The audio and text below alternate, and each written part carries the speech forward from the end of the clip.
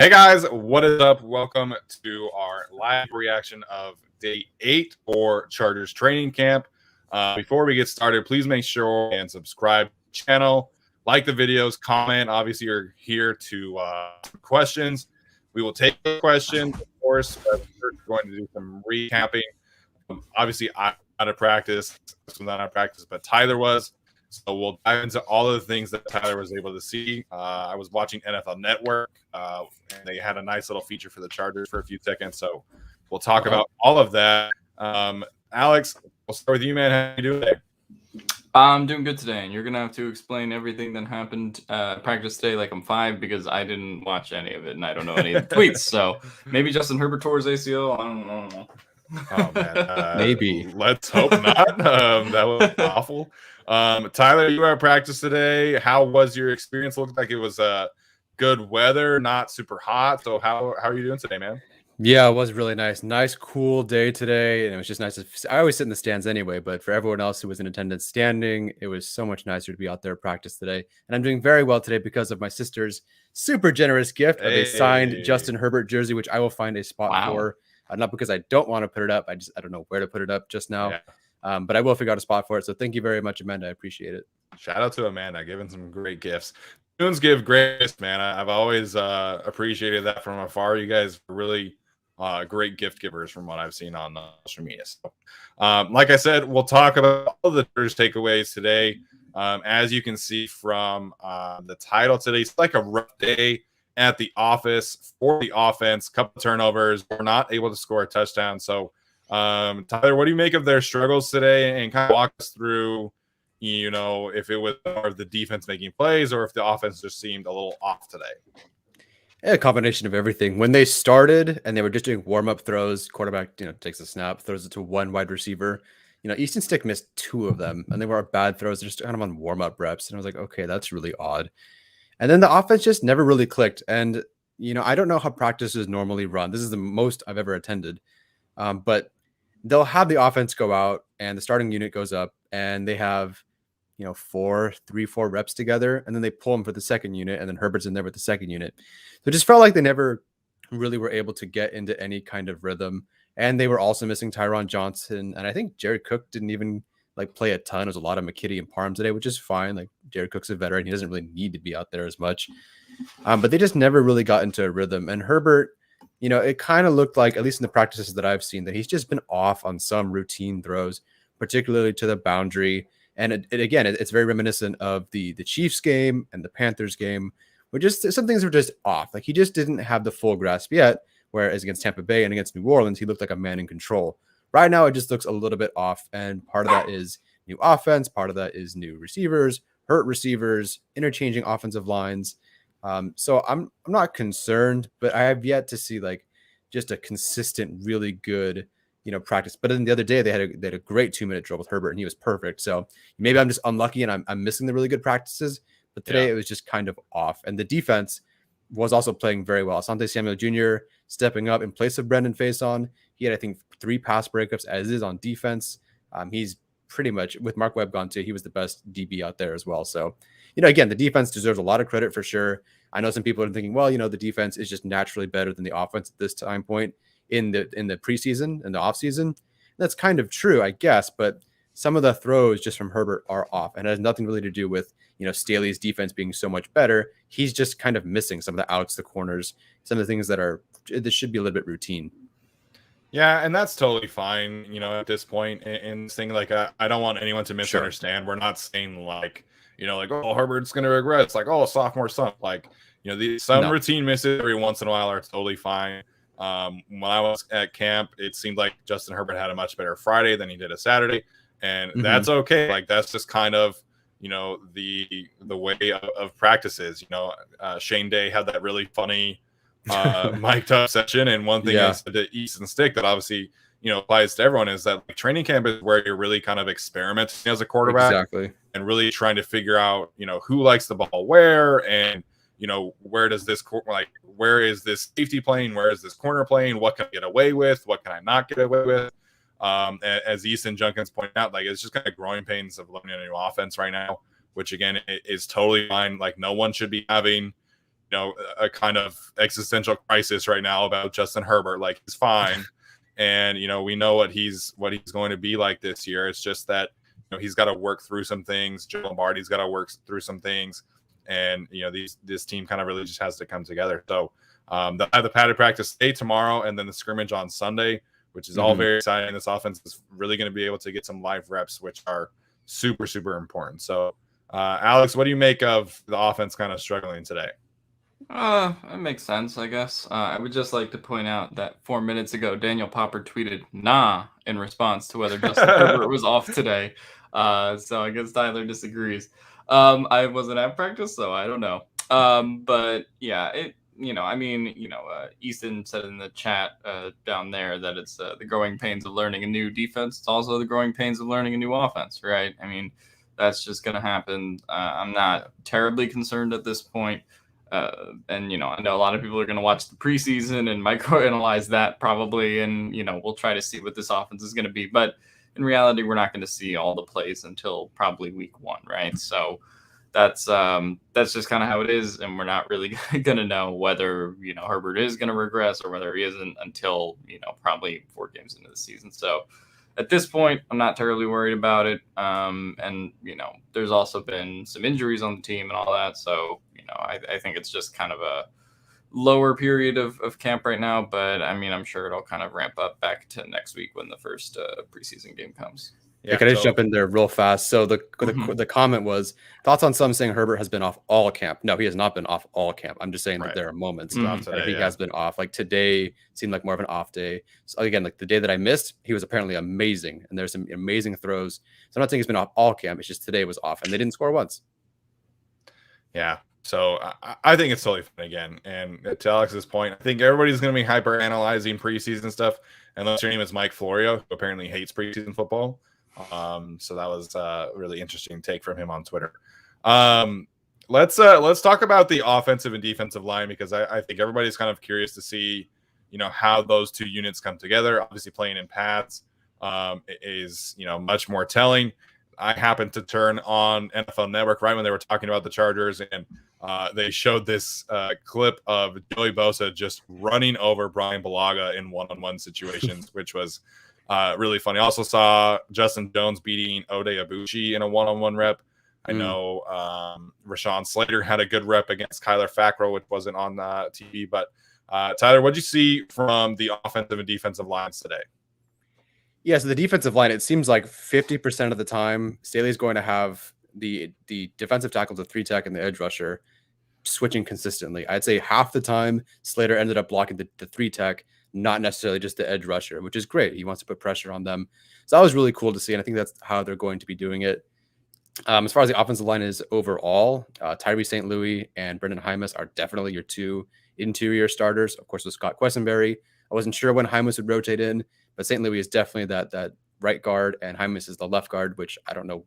It wasn't Hymus a right tackle in college? He was a left tackle. He was right tackle as a freshman and sophomore, and then left tackle as a junior and senior. Oh, okay. Then that makes perfect sense to me then. Never mind. So if you're doing roster predictions, go with those 2 for right now. If Norton goes, as another extra guy as a tackle, fine. But those 2, I think, are definitely going to be on your roster. Slater had a pretty solid day overall. I think people hyped up that first day a little bit much with just 4 one-on-one reps. It's like, that's enough sample size for me. He's amazing. And he was, like, granted, like, he did a really good job, but there were some misses that day. And of course today he looked fine. I think in the run game he looked good. He was working in space, no problem. The communication, and I think Steven was pretty hyped about this too, was there. Like, he's never missing his assignments. None of these guys are missing assignments. They work on that in drills, then they go in practice, and when they're doing those switches, there's no problem. There was one play where Kenneth Murray and Joey Bosa both went on the left side, and Filer and Slater picked it up, no problem. I don't recall exactly how it looked before the play, but also I saw both of those numbers going that way, and it's like, oh my gosh, that's an intense matchup for 2 people, and they picked it up no problem. So the communication is there, and that's really great. The only loss of the day for Slater that I like, an actual true loss, that was not that great, honestly, was against Jerry Tillery. I don't think it's because he didn't see him coming. Jerry Tillery just beat him, and I think maybe it's hard to estimate how fast Jerry Tillery actually is. Seeing someone that big, I don't think you would expect that. And he just went right around him, and I just don't think the expectation was there that he was that fast. So that was actually the first positive play that I've seen Jerry Tillery make. Not saying he hasn't, but that's just the only one I've seen, and no one's really talking him up all that much. So good on him for beating, a really good rookie left tackle prospect and getting a sack and getting involved today. Yeah, so Jerry Tillery is obviously, my breakout pick for this year. Anybody who's been listening knows that.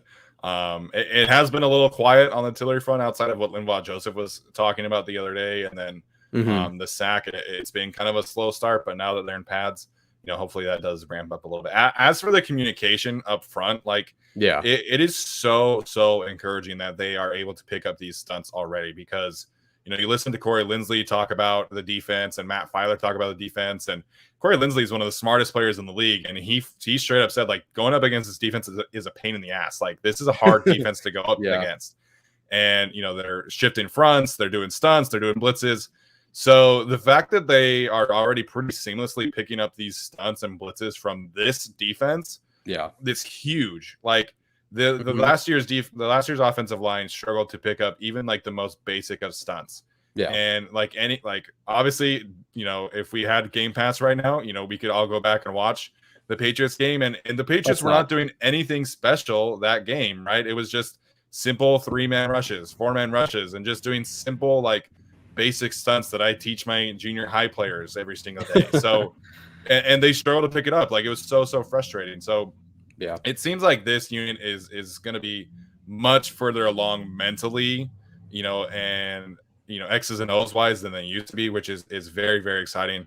A lot of that obviously stems from upgrading the talent, but we kind of talked about this a while back. It's all these players are really, really smart, and Corey Linsley, one of the smartest players in the league, regardless of position. Everybody has talked about Rashawn Slater's intelligence at this point, so it's very, very encouraging that they are already picking those things up, because that's all communication. It's different if they were just excelling in one-on-one situations. But the fact that they're picking up these blitzes and stunts is huge. Yeah, I think it's huge, and I think it could be a bit of a, not to overuse the football guy saying, but iron sharpens iron and all that kind of stuff. I mean, I sort of came into the, or coming into the season when we were doing those prediction pods, I was like, well, they start with Washington and then they, have to play Baltimore and Cleveland eventually in those first 6 games.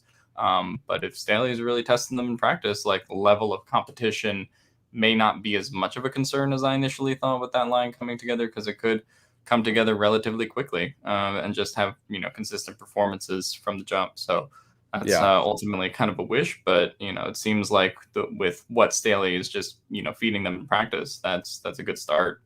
Yeah, considering how often they switch the defensive tackles with the edge rusher and have them go against the tackle instead, for Staley to throw out something crazy okay, you could end up with a defensive tackle, but you're also lined up against Joey Bosa right now, and we have Kenneth Murray who's actually blitzing right behind him. That is a real crash course in pass protection. So who do you pick? And for him to, how do you even mentally prepare for something like that? Yet they figure it out. So if communication will not be the issue, that will not be their downfall this season. Yeah, which is really fantastic, obviously. And so the one thing that I keep coming back to in terms of the Brandon Staley defense is they were so good at getting one-on-ones for these players, right? Whether that was Leonard Floyd, Aaron Donald, or the linebackers, the way that they scheme up blitzes so that a linebacker is rushing against a running back in pass protection, it's truly amazing to watch on film. So yeah, it is. The fact that the Chargers offense is picking these things up, again, there will there will be some stacks every once in a while, but it is very encouraging. What is up, Arjun? Have to say hi to our guy Arjun. We will talk about the Josh Allen deal and some other things. In terms of the injuries today, Brian Bulaga was back at practice. Again, Brandon Staley said that his hand issue was just kind of normal offensive line stuff. And then Jalen Guyton was back at practice as well. Mark Webb and Tyron Johnson were not, but you saw Tyron Johnson running on the opposite field, right? Yeah, he was. So there's 3 fields, and he was on the furthest third field where you have to have binoculars just to see him. But yeah, he was running. I don't think he was cutting all that much, but doing some sprints, some jogging. So, he'll be ready for the preseason, I would imagine. And there's no reason to have to rush him back. But yeah, he'll be all right. Yeah, and I know there were some people that were saying oh, he needs to get back as soon as possible. He's going to lose his reps. And it's I don't really think so. I think, Jalen Guyton would have to have some like truly special practices to gain that ground back, because that's what Tyron Johnson was having last week. Like, he was dominating. And then the other injury, which we'll kind of talk about, more extensively, was Brandon Faison. He was not at practice today. Did you see him on the sidelines? Because I think Popper said he wasn't even there. I was looking for him. I didn't see him. It's really tough when the defense has a 29 on the roster as well. So I'm like, oh, there he. No, that's not him. So no, I didn't necessarily see him. I didn't scan the entire practice for him, but I didn't see him out there. And Samuel Jr. was the guy playing outside and face on instead. Yeah, so that's the other thing we have to talk about, is the way that Asante Samuel Jr. played today. That rep that he had against Jason Moore, man, like, dude, you don't see someone in one-on-one situations just like shutting down a receiver to the point where the quarterback doesn't even throw the ball. So no, that was really seems like Asante is like really, getting into a groove right now. And then you mentioned too, like, playing on the outside a little bit more today as well. No, he was a stud in practice today. If anybody stood out today, it was Asante Samuel Jr. And not just as a defender, but in special teams. And I'll talk about that. But that rep where, I think it was Easton Stick or whoever it was, drops back to pass, and he's just like, nah, he just took the ball down. It's like, never mind. It's not even worth trying this one. And Derwin James just runs onto the field like, yeah. That was really cool to see. I think Samuel Jr. finished with at least 2 pass breakups. I think 3. But he was also out there on punt coverage as well. And he twice had the ball stopped, or, got the ball downed within the 7 or so, whether that was him running full speed to the end zone and throwing the ball over his head so the other guy could down it, or him downing himself. So, I mean, this guy's just going to be everywhere, and a nice, if he's not a full-time starter, that's fine, but a really great rotation in the defense, and then also super beneficial on special teams. I mean, having Samuel Jr. go down there on punt coverage, just the awareness, the tackling, and everything. Like, he wants to go get that returner. So if he's out there and that's part of his role, I really like that for him. And Josh Palmer was out there as well, and the same thing.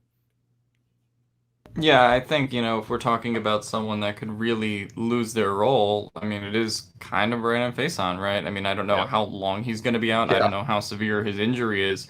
But if Asante Samuel Jr. is playing like that, like, that's the actual kind of could lose their, could lose their spot in the rotation kind of thing. And then maybe, Faison kind of becomes that, like, shifting contributor. But that's what popped out to me. Like, I don't think Tyron Johnson has any danger of losing his job, because none of the other receivers below Tyron Johnson are as good as him. But Asante Samuel is certainly the one that can push. Yeah, absolutely. And Brandon Faison can still play, right? Like, I think he could still have a role, but the way that this secondary is really coming together is, very encouraging, because we were all worried about the depth. It seems like Asante Samuel Jr. is coming to his own. Alohi Gilman making some plays. Mark Webb has stood out. Obviously didn't practice today. But it really feels like this secondary is rounding into shape. Obviously, we'll have to wait and see how that continues. Obviously, if everybody stays healthy. And then Derwin James, man, like, it is crazy watching him be stride for stride with Keenan Allen one play in the box, stuffing the run on another play. I think the interception today that he had, it was kind of underthrown by Justin Herbert, but man, he has just been so impressive from what we've seen in camp so far. Yeah, no, super impressive. That particular rep with the interception, I think he could have at least come away with a pass defense, unless it was just a perfect ball, and that would have been really, really hard to make it perfect. But he was jamming Keenan at the line. They were battling physically for that. And then, just to be able to have that athleticism to catch up to him, not that Allen's super fast, but then get his head around and then intercept the ball as well and fight for that ball. Man, like, it is really hard not to think he's an all-pro this season if he's healthy. I mean, it's really hard to not think he's an all-pro, because he was an all-pro the last time we saw him. But I don't think you guys thought he was going to be an all-pro when we talked about this. I didn't think he was either. Yeah, I didn't. I mean, depends on all-pro. Like, if we were just saying one guy out of the AFC. Well, I mean, I thought he was going to be a Pro Bowl kind of player. Like, sure, yeah. But to be an all-pro, you have to be one of the 2 best safeties. So I mean, I didn't expect that necessarily. But we have seen in recent years that, like, coming back from those knee injuries isn't quite as bad as it used to be. With Kevin Durant last year, and everybody who's come back in the NFL. The only risk is re-injuring it again. But it seems like guys are just coming back to their full form faster. So that makes me excited if he's already at this level, what Derwin James could be next year, right? 2 years removed. So That's kind of an exciting thought. Yeah, just real quick, Tyler, did they do actual punting or did they just have the jugs machine again launching things? A combination of both. They did, I swear, 75% of the practice today was special teams, like punt coverage, punt coverage, punt coverage, whether it's, full punts, jug machines, just catching the ball, or just working on, downing the football inside the 10 or whatever it was. It was a lot of special teams today. But yes, Ty Long was punting. I'm sure the other guy was punting as well. I didn't care. I was just watching the returners and stuff. So, but yeah, they did have live punting today. That's good, because last time that we were at practice together, it was just a jugs machine. How were the returners today? Same crowd? What did they look like today? Exact same crowd. I didn't get as much, like they didn't really do a whole lot of real live returns. I mean, they live punts, they got the ball, but it was just kind of like, okay, and get to your assignment. Make sure everyone knows what they're doing, but no tackling, obviously, none of that. But yeah, Prohl again, who had 6 catches today. Honestly, I lost count after a while. I couldn't tell. I don't remember how many of them were from Herbert, if any, but he had a lot of catches today, like 2 a series, it seemed like. But he's still punt returner 1, then Hill, and I'm pretty sure that was it. I don't think anyone else had a shot at punt return. I think it was just those 2.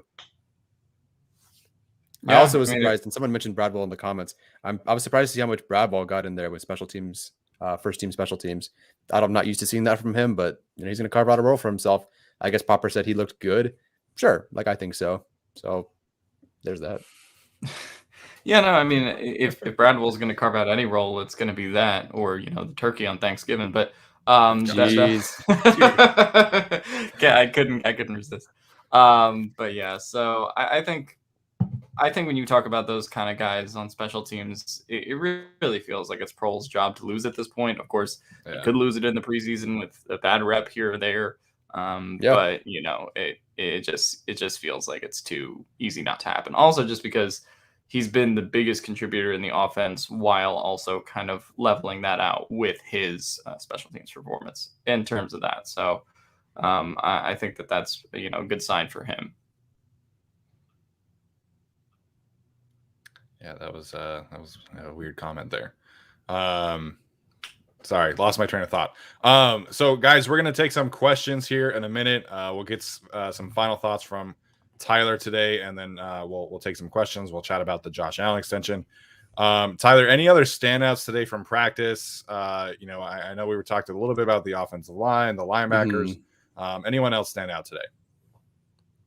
I'm going to say no, because the offense really didn't go anywhere. Like the D-line played really well again. The offense couldn't run the ball at all. So I couldn't say anyone in particular, but just everyone did really well, it looked like. So someone just asked, run game O-line? No, they got destroyed. They tried. Almost every rep seemed to go to the outside, whether it's a toss, outside zone, whatever. Didn't work. Nothing worked. Interesting.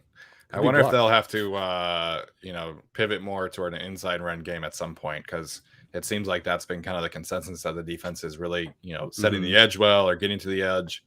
For what it's worth, Joe Lombardi said that he's really been pleased with the running back rotation so far. It's going to be Eckler and Jackson 1-2.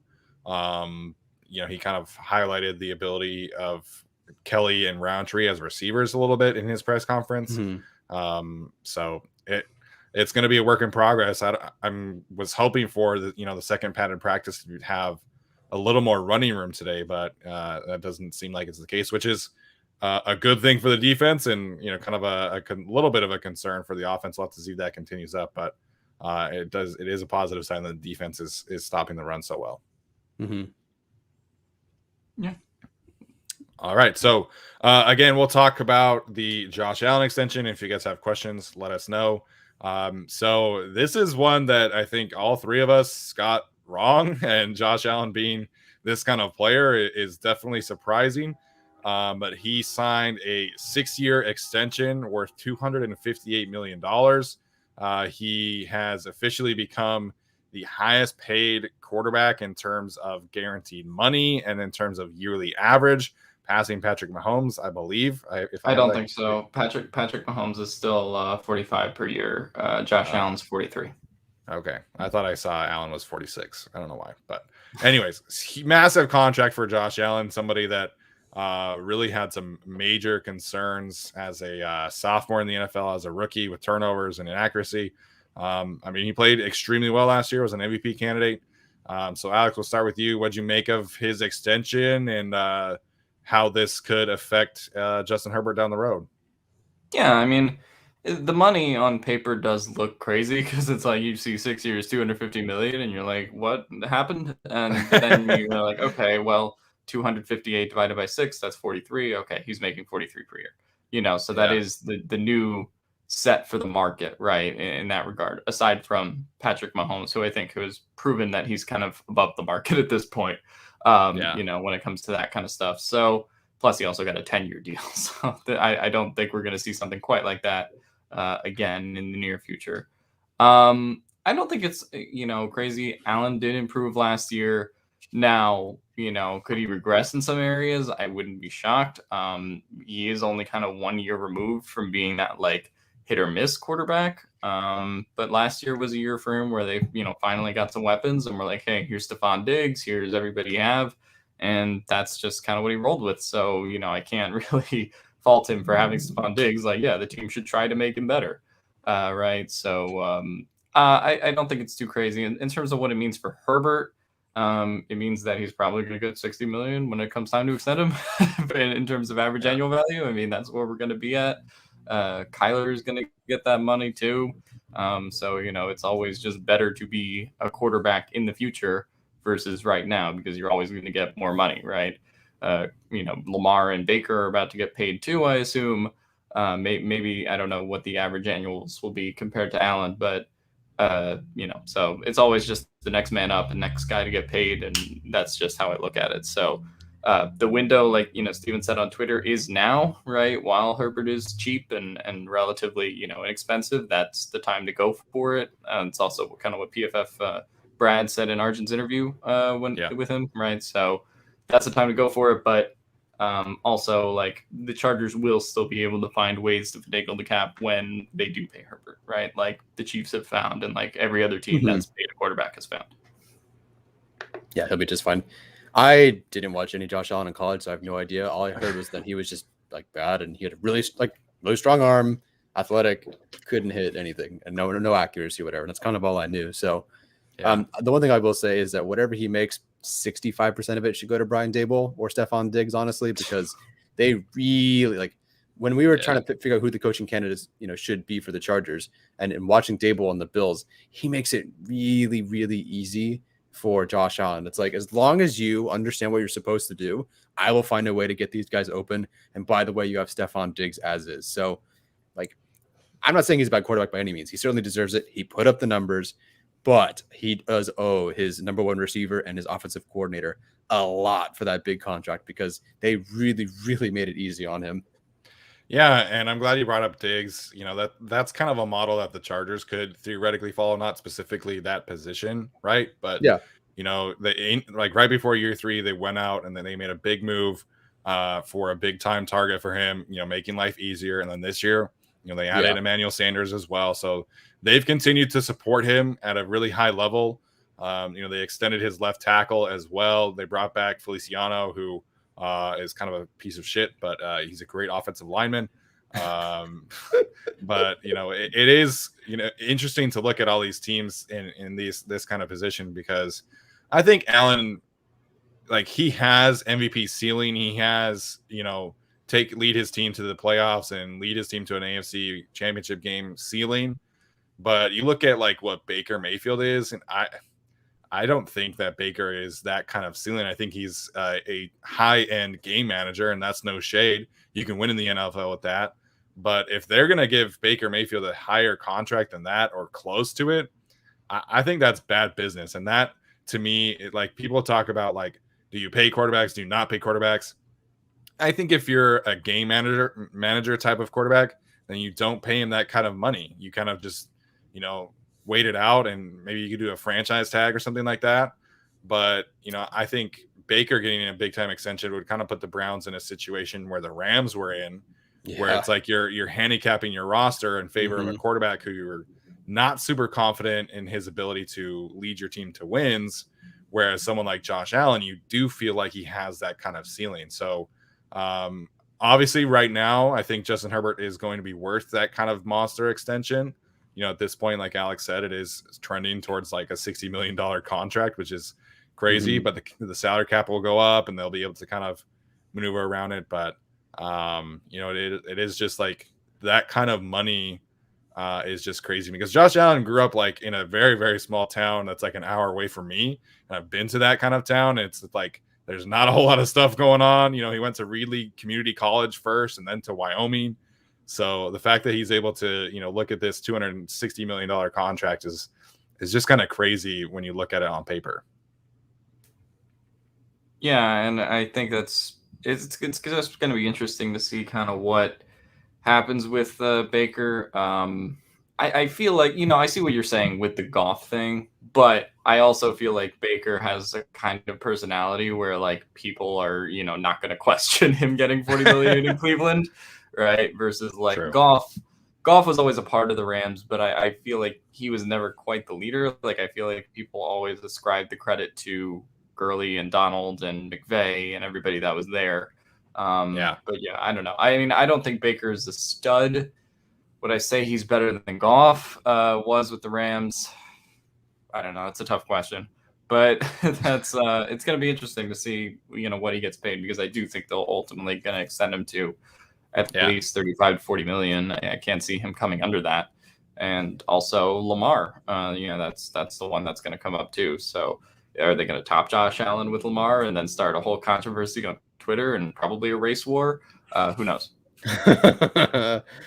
Oh man. I mean, Lamar should absolutely get more money than Josh Allen. Like you talk about, an appearance in a championship game. He has won an MVP. He's won 80% of his starts so far. Like Lamar should get a bigger contract than Josh Allen just because of what he's earned. But, there's always going to be those questions, right? Of like, is Lamar truly an elite talent, or is it just kind of been his ability as a runner? Like, I don't know. Like we had this conversation when we did our quarterback drafts, and I took Lamar Jackson, and I think he gives you such an advantage in the run game. But I think the Ravens, from their standpoint, would also be kind of wise to maybe wait and see what he looks like with a better supporting cast around him, because I think kind of what the floor is with Lamar Jackson. Yeah. But ideally, with this kind of cast around him this year, Rashad Bateman and those guys, then you're able to kind of see his ceiling a little bit more as a passer.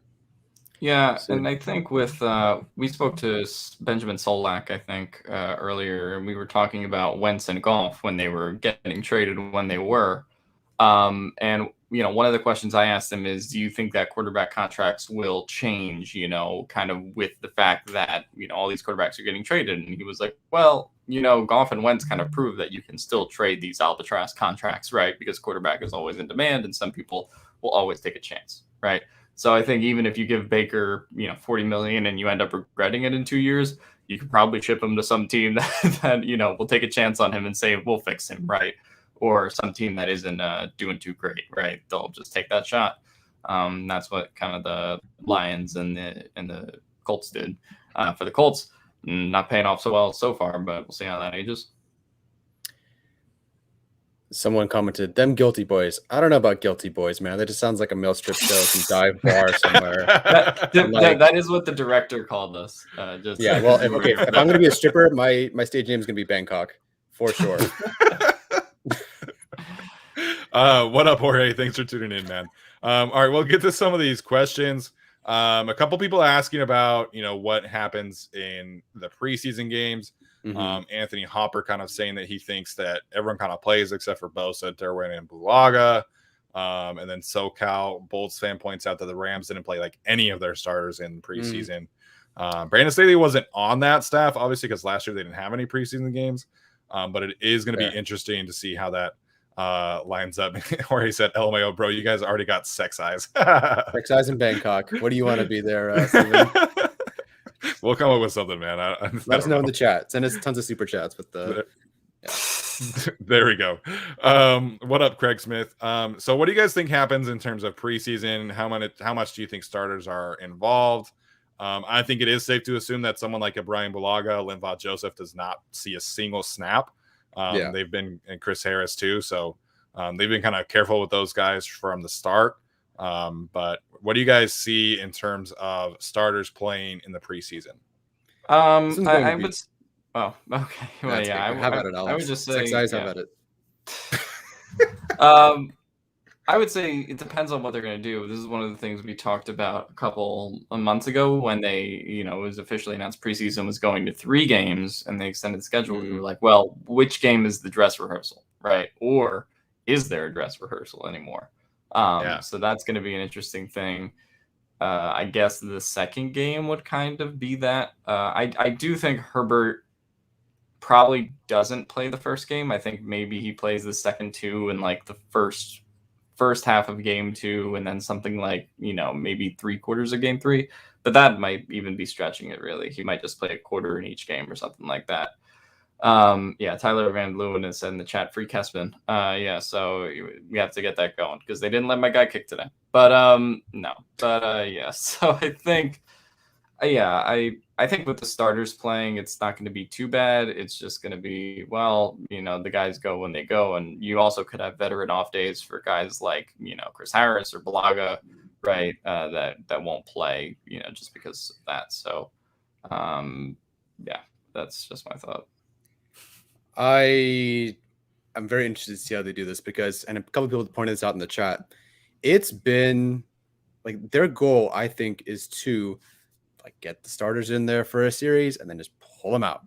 Like we're going to get everyone to week 1 healthy and we're just going to kind of figure it out as the season goes along, which sounds like a crap plan.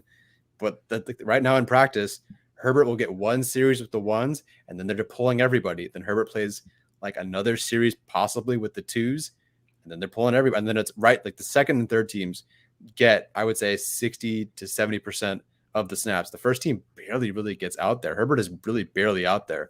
And so if that's any indication of how the preseason is going to go, it wouldn't surprise me if they get a series and then it's everybody else, or 2 series and then it's everybody else for the rest of the day.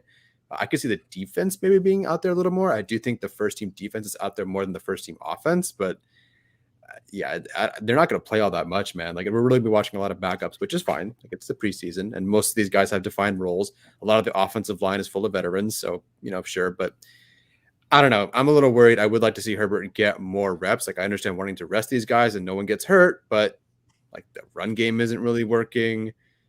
I don't know. It's really strange. I guess we'll see by the time the actual preseason rolls around.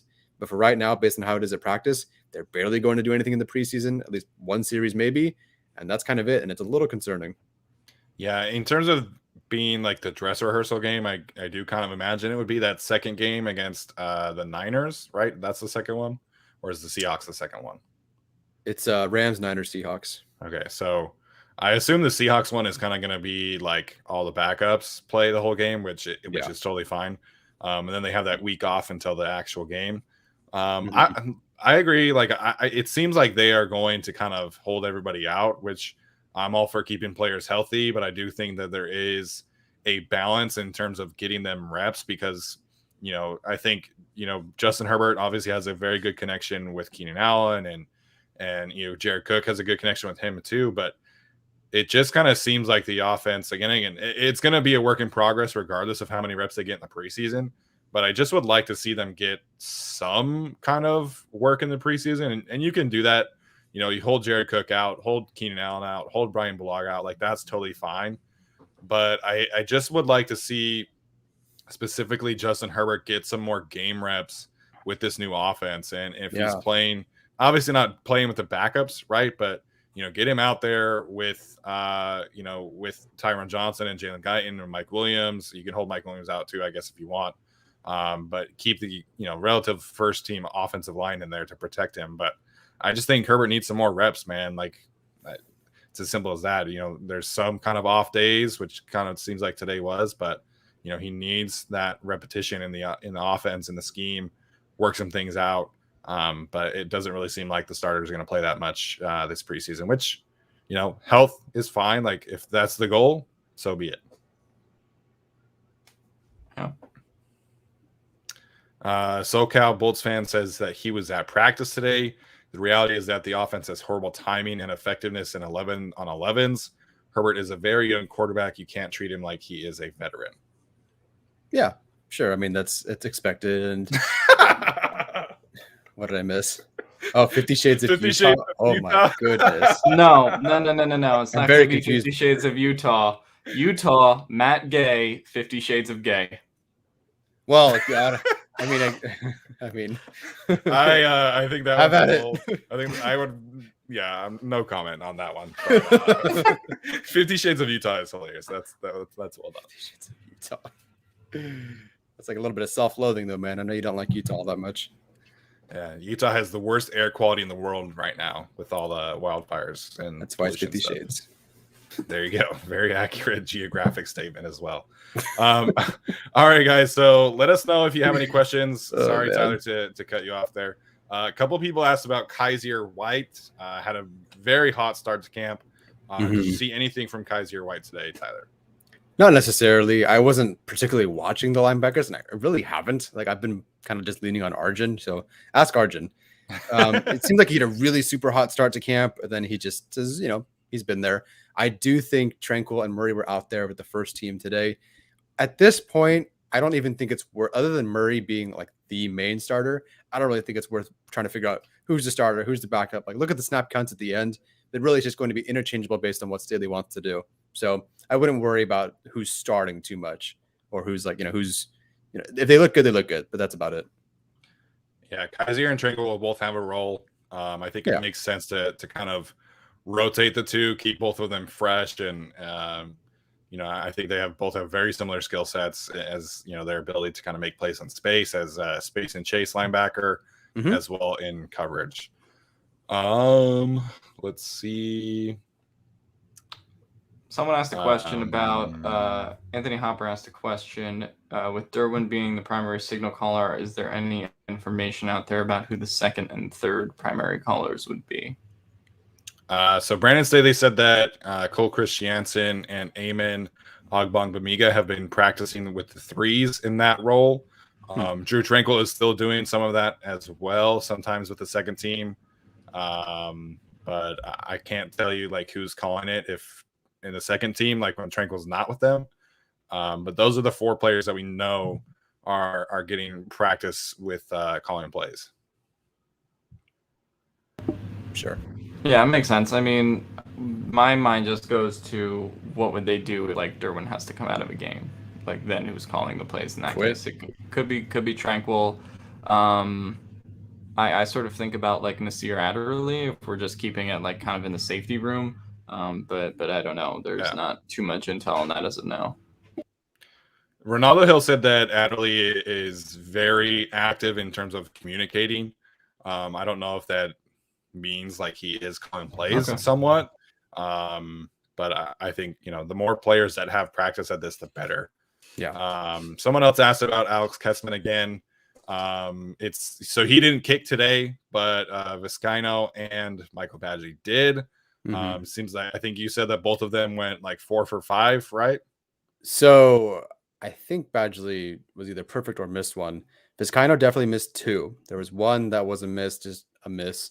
And then to end practice, he kicked one that it looked like a throw. Like that's the trajectory of the ball. It was like this. Like I have no idea how that happened. And I asked everyone around me, did someone block that? Did someone block that? And nobody thought they blocked it. And then they just ended practice. Like that was it. He hit like this line drive duck over the line that didn't even make it even close to the end zone. And they just ended practice. So that's how this kind of looks. Gilbert said on Twitter they both went 4 for 5. So I don't know what angle you were seeing it from. It might have been different from his. I like that. I don't know. But full disclosure, the first miss was told to me by Tyler Lawrence, so go blame him. Wow. But I still believe that he missed it anyway. Yeah, well, I'll back it up and hit him again. There you go. I mean, they've just kind of been rotating the kickers at this point, right? Like, I mean, it's kind of been Kessman, Vizcaino. Then we've seen Vizcaino, Badgley, and I don't know if we've seen a Kessman Badgley day yet. But anyway, it doesn't seem like anyone has like a authoritative lead on it yet. No, absolutely not. And Kessman, I think, is 9 of 10 at this point. But like Alex said, they're kind of rotating the two. It does seem like Badgley is kind of getting the most reps from what I can tell. But it does seem that Vizcaino and Kessman are kind of rotating. Corey Curley, Kenneth Murray's not calling plays. I'd be surprised if he does that at all this year. It seems like they're kind of wanting to take that away from him. He has not had any kind of experience right now with calling plays. Even in OTAs, it was always Derwin or Tranquil, and now we've heard zero chatter of Kenneth Murray calling plays. And frankly, that's how it should be, in my opinion. Let him play free, let him be physical, let him be that dominant force in the middle, and that's totally fine. A couple of people asked about the Joey Bosa injury, if he was hurt during drills, or if he was nursing an injury during drills. Maybe he was, but I saw him later, rushing the passer, no problem. So if you thought he was hurt during drills, perhaps he was nursing something, but he was full in practice that I'm aware of. Yeah, none of the beat writers pointed out a Joey Bosa injury either. He might have just been like fixing an E-pad or something. I don't know. Yeah. All right, guys, let us know if you have more questions. I can find some. Jorge wants to know what's up with Ryan Smith. He's the new age Justin Jackson. It's been like 2 weeks, man. You got to give him a break. I don't know what is going on there. We haven't even heard like any specifics, if it's like a knee injury or an ankle injury or how the injury happened. I thought I heard they say back. Let me Google search Twitter Ryan Smith injury. He got hurt on a one-on-one, just like regular drill, covering a slant or something like that, and he got up fairly quickly. So yeah, back would make sense. It wasn't like a super severe looking injury, so I wouldn't worry about it too much. I still don't think he's in danger of being cut unless he's hurt the entire rest of the preseason. Yeah. It didn't look that bad. I don't know. Like I think that he was mostly signed for special teams. Like I'm not expecting a whole lot in terms of him seeing the field. Mm-hmm. Yeah, but I mean, I hardly think that he's like that missing special teams piece. It feels like Darius Swinton has things covered pretty well. Yeah. But I mean, we've all been saying that he's going to make the roster, but if he's not practicing, then maybe they keep someone like a John Brannon or Dante Vaughn kind of thing instead. Mm-hmm. Well, I guess I don't know how it works in practice, but they kind of brought in Ryan Smith specifically for that, special teams ace role. So then would somebody else kind of, try to practice in that in terms of rotating in? I don't know. But yeah, so it just seems like maybe he has a more specific purpose than like other people on the roster, but I don't know what's the feasibility of can we actually just, throw John Brannon or whoever into being special teams ace, right? Like, I don't know who else has that experience. Yeah, I don't recall exactly how much they were playing before, but again, I don't remember Josh Palmer being out there on special teams punt coverage too much, but he was fully out there today. So if that's an option for them, maybe. Yeah. We'll have to see. Keep an eye on that one. Hopefully he's back soon, because he needs to be out there. This isn't like a Tyron Johnson or Brian Bulaga thing, being careful. It seems like he is genuinely hurt. So Tyler Van Leeuwen asked about FanFest, if we have any idea what to expect from FanFest. Tyler, you're the season ticket holder here. You're the one that's going. So in terms of what you've heard, what do you think is going to be happening on Sunday? Yeah, so I thought it was just for season ticket holders. It sounds like anybody can get tickets now. I think we just had a guaranteed seat and first priority, but that's about it. So if you guys are listening and you want to go. I know that somewhere in the fine print it said the first 4,000 fans who get there will get a wristband that allows them to attend the Offspring concert. Now, I don't know if that means 4,000 fans will get to go onto the field and watch the Offspring, or everybody else has to sit back, or what. But they're doing something with that. Hopefully that doesn't mean that only 4,000 fans can see the Offspring. We'll just listen, I suppose. I know things open up pretty early. Practice is at, I think, 3:30, and it's supposed to be a live scrimmage. And I think this will be a really good day for us to get a much better feel of what's going on with this first team offense, first team defense, and everything. So yeah, it should be a good one. Please come out. I'll be there with my family, actually. Me, my mom, my dad, and my sister will all be there. So say hi or whatever, but we'll be there. It should be really fun. I can't wait for a full, the first little taste of a game experience in that stadium, man, because someone's going to score a touchdown. They're going to probably shoot off a cannon or something. It's going to be really, really cool. I can't wait. And your favorite trumpeter, I assume, will be there as well. My favorite trumpeter. Didn't you say that you hate the Oh, did I say that out loud? I think you said that you hate that. Yeah, I do. There's nothing in that that's charge. There's no how do you yell charge? There's no really cool way to yell charge. Now, if you want to yell death or something like that, like from Lord of the Rings, I'm all for it. Y'all want to go like Death. King Theoden and everything and charge Pelennor Fields and all that? Go for it. Someone asked about parking, by the way. I think it's $10 to park. I have a parking pass because a season ticket holder. I don't know if that applies for this particular event. But yeah, the yelling charge, like, and all the fans are like, charge. It's just such a wimpy call, man. And like, it's just stupid. I really hate it. I don't like that one. We're really going for the Chargers 18 to 25 demo with the Offspring, huh? For what it's worth, the bolted one on Twitter, I retweeted it, but he said that there are still at least a good amount of tickets available. Again, like Tyler said, it does seem like they've kind of prioritized season ticket holders for this event. Mm-hmm. And again, that's kind of how it should be. But there's plenty of tickets available on Twitter from what I've seen. Do not buy them. People are trying to sell them. Do not buy tickets to this. The event is free. So ask around on Twitter or Facebook because it is a free event. So again, do not buy them. Were you able to get your question answered as it pertains to wearing a mask or not? No, it seems like it's a combination of things. In general, bring it. And if you need to wear it, cool. Hey, wear it, no problem. Make it easy for everybody. We don't need to be the ones that start an outbreak in the stadium. Bring it. If they ask you to wear it, just wear it. Like, I don't really care either way. It was just confusing because they're like, master required indoors. Later down the line, master not required indoors. It's like, we'll just pick. I just would like to know, but it's no big deal. Just bring one, and it is what it is. Someone was concerned about their kids, though, because the thing said you have to show either proof of vaccination or like you have to test negative within a certain amount of time. I don't really know I don't know about that. Sorry, I don't have kids, so I didn't really think of that. But when I get there, I'll see if anybody has more information. Like once I get there, I'll just tweet out, hey, here's what's happening. Whatever. And I think a lot of that is still really up in the air with the Delta variant as it's kind of evolving. But hopefully we'll get some answers soon for the regular season. We have a super chat from Blue Deftones. Thank you. He wants to know if Herbert doesn't play any preseason, will the first team offensive line start games? The whole first team offensive line, I don't know. Like I don't think Balaga will play, but I don't think Filey really needs to play.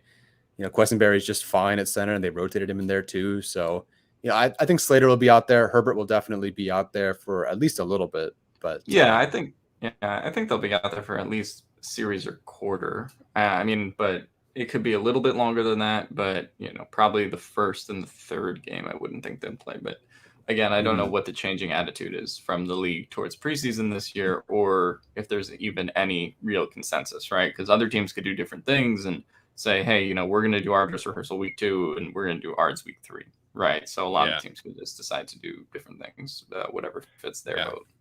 I watched a bit of the Hall of Fame game yesterday. I watched like the first half.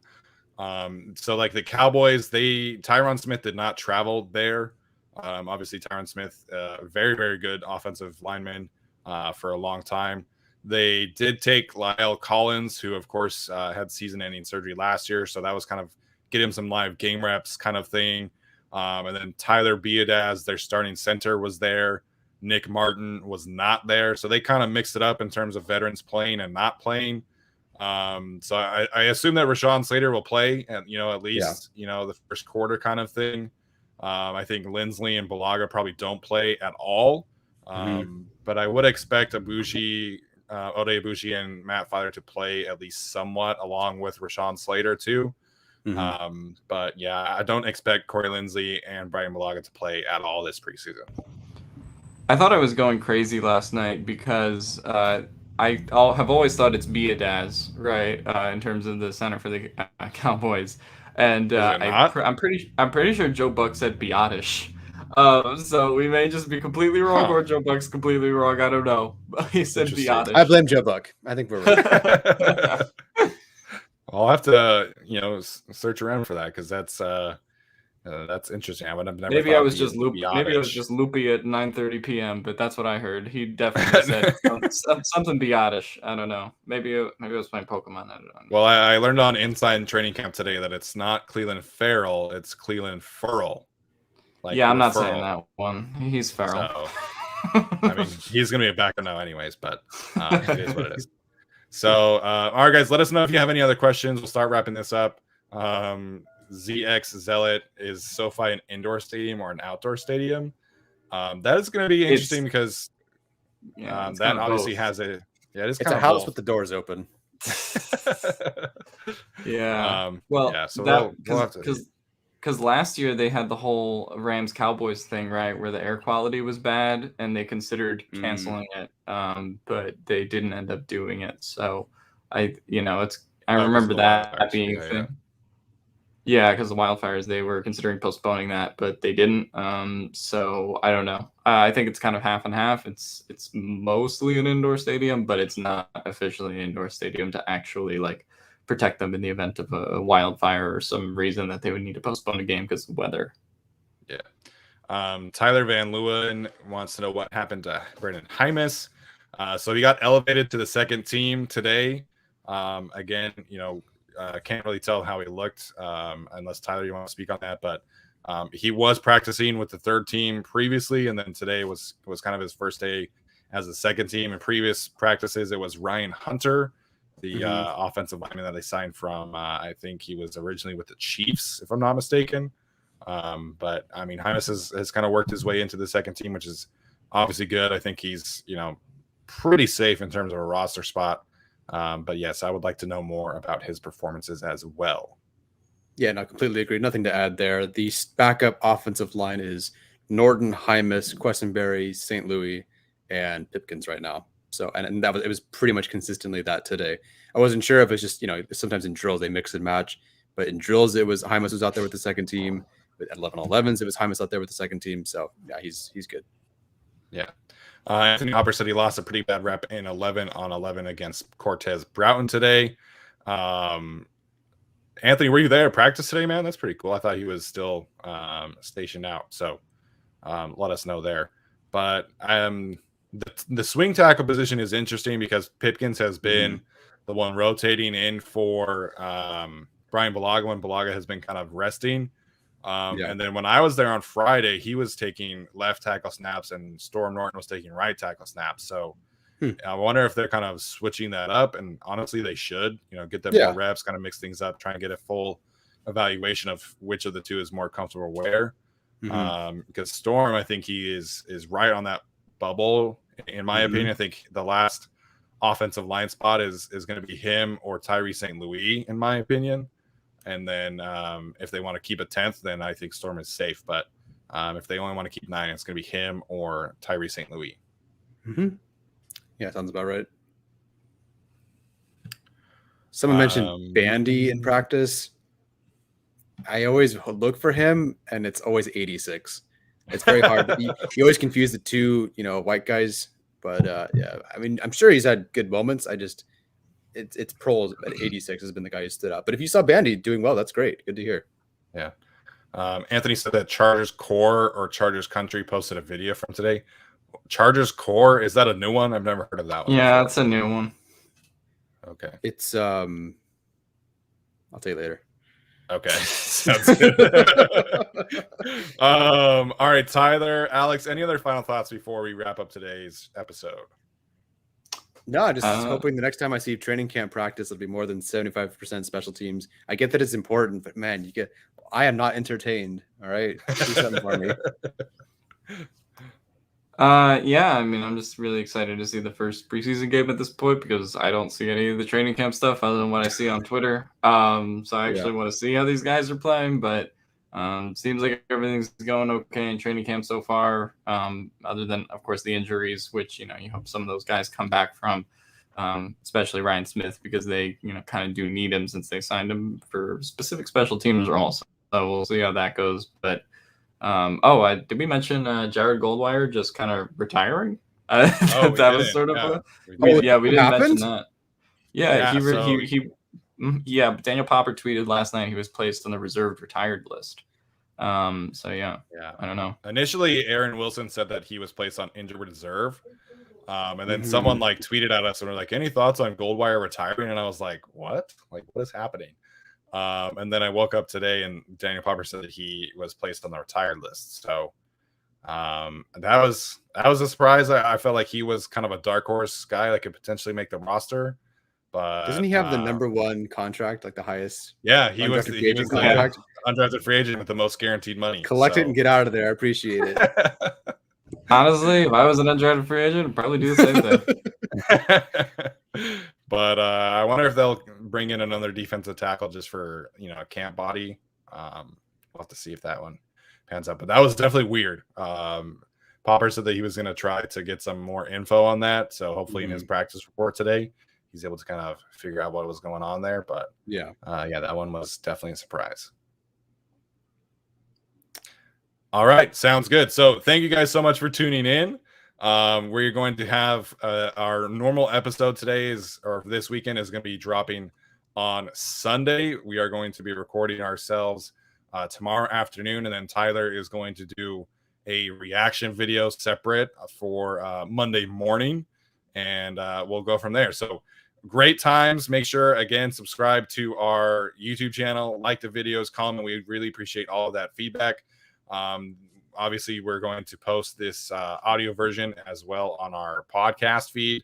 So if you want to go back and re-listen, if you missed some stuff, you can go check that out there. And thanks for tuning in, you guys. We'll see you next time. Bye.